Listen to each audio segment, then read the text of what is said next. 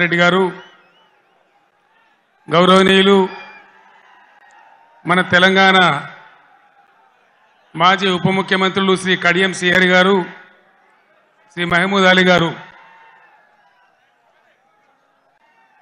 గౌరవనీయులు కరీంనగర్ ఎమ్మెల్యే శ్రీ గంగుల కమలాకర్ గారు, హుజూరాబాద్ టైగర్ శ్రీ కౌశిక్ రెడ్డి గారు, టైగరేనా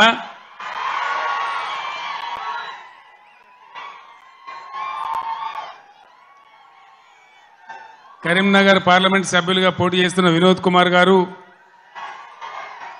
పెద్దపల్లి పార్లమెంట్ సభ్యులుగా పోటీ చేస్తున్న శ్రీ ఈశ్వర్ గారు, 2001లో 17 మే నాడు నాతో పాటు ఇదే స్టేజ్ మీద ఉన్న పెద్దలు గౌరవనీయులు మాజీ పార్లమెంట్ సభ్యులు శ్రీ కెప్టెన్ లక్ష్మీకాంతారావు గారు,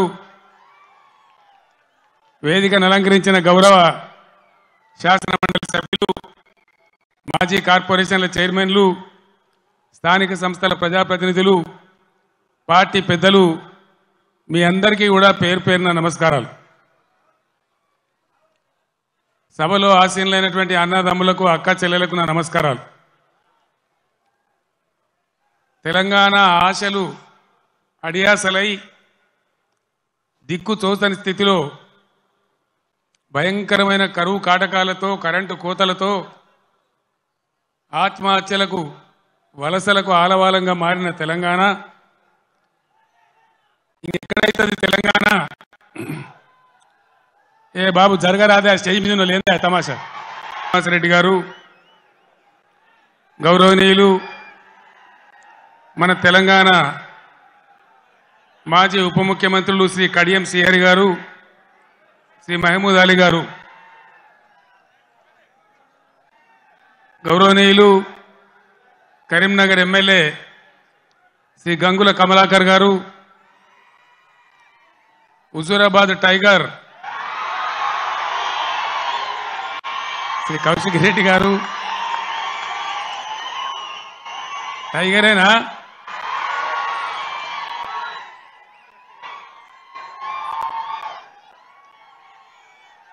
కరీంనగర్ పార్లమెంట్ సభ్యులుగా పోటీ చేస్తున్న వినోద్ కుమార్ గారు,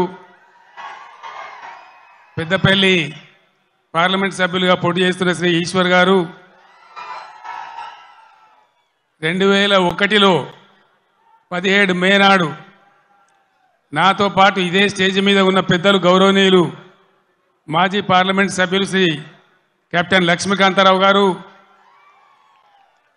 వేదికను అలంకరించిన గౌరవ శాసనమండలి సభ్యులు, మాజీ కార్పొరేషన్ల చైర్మన్లు, స్థానిక సంస్థల ప్రజాప్రతినిధులు, పార్టీ పెద్దలు, మీ అందరికీ కూడా పేరు పేరున నమస్కారాలు. సభలో ఆసీనులైనటువంటి అన్నదమ్ములకు, అక్క చెల్లెలకు నా నమస్కారాలు. తెలంగాణ ఆశలు అడియాసలై దిక్కు తోచని స్థితిలో భయంకరమైన కరువు కాటకాలతో, కరెంటు కోతలతో, ఆత్మహత్యలకు, వలసలకు ఆలవాలంగా మారిన తెలంగాణ ఇంకెక్కడైతుంది తెలంగాణ? ఏ బాబు జరగరాదే, ఆ స్టేజ్ మీద లేదా తమాషా.